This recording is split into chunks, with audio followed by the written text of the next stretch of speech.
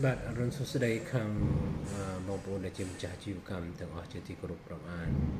ចឹងបន្តមកទៀតនៅក្នុងដំណាក់កាលទី1ដដែលនៃ business model របស់យើងអញ្ចឹងយើងមើលទៅលើ key partner ហ្នឹងដែលជាមិនទាន់អស់ដែលយើងសូមបន្ថែមទៀតអញ្ចឹងនៅក្នុងការធ្វើអាជីវកម្មក្នុងនាមយើងជាម្ចាស់បានន័យថាយើងត្រូវមានកំណត់មកគិតថាយើងគ្រប់គ្រងវិស័យន័យថាយើង manage ហ្នឹងបានន័យថាយើងត្រូវគ្រប់គ្រងស្ថានភាពទាំងអស់អញ្ចឹងការងារដែលយើងត្រូវគ្រប់គ្រងដៃគូរបស់យើងគឺយើងត្រូវរៀបចំអ្វីដែលយើងជាកាតព្វកិច្ចរបស់យើងសម្រាប់ដោះស្រាយឬក៏គេហៅអង់គ្លេសថា commitment ដែលយើងត្រូវឬក៏វិន័យក្នុងការសន្យាជាមួយនឹងដៃគូសហការរបស់យើងគឺសន្យាទី1គឺការឆ្លើយតបឬក៏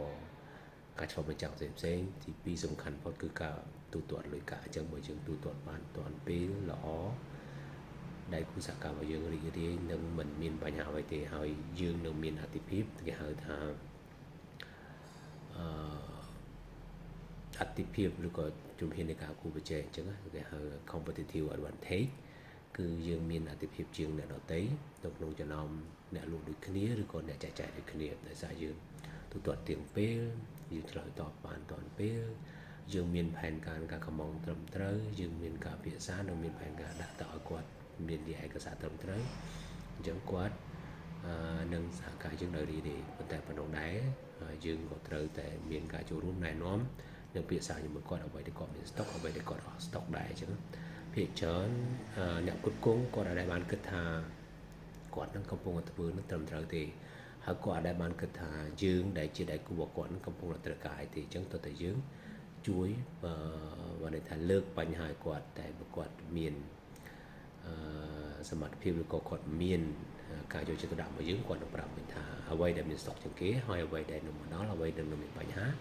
វាជាអតិភិបសម្រាប់យើងដើម្បីយើងយកព័ត៌មានគេហៅព័ត៌មានស្តុកហ្នឹងឬក៏ព័ត៌មាន inventory ឬក៏ព័ត៌មាននៃការកម្មង់ឬក៏ logistics គឺនឹងមកដល់ពេលណានោះយើងមានព័ត៌មាននេះយើងអាចវាជាអតិភិបសម្រាប់យើងយកទៅតាក់ទងឬក៏តំណាក់តំណងជាមួយនឹងអតិថិជននៅក្នុងនោះវានឹងចូលដល់វគ្គបន្ទាប់នោះគេហៅថាចូលតាម channel របស់យើង